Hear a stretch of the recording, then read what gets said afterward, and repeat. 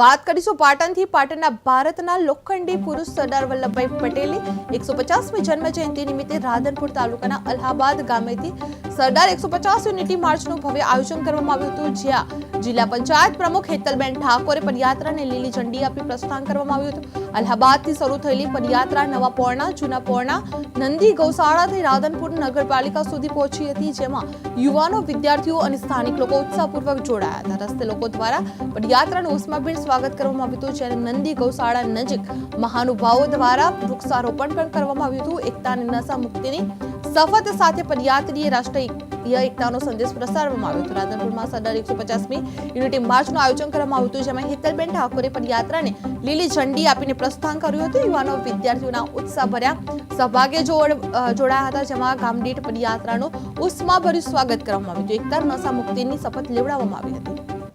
खूब आज आनंद उत्साह साथे राधनपुर 16 विधानसभा ये यूनिटी मार्च के सरदार पटेल ने 150મી जन्म जयंती निमित्ते आज ये पद यात्रा आयोजन कर्યું છે। खूब ज बहोળી संख्याમાં એ राधनपुर, सांतलपुर समी અને અધિકારીઓ સાથેની આજે એ પદયાત્રા નીકળવાની છે અને એનાથી લોકોને સંદેશો આપવામાં આવ્યો છે કે સરદાર પટેલે જે ખરેખર એ દેશ માટે એમના જીવનનું બલિદાન આપ્યું અને એક તાંતળે ભારતને બાંધ્યો છે।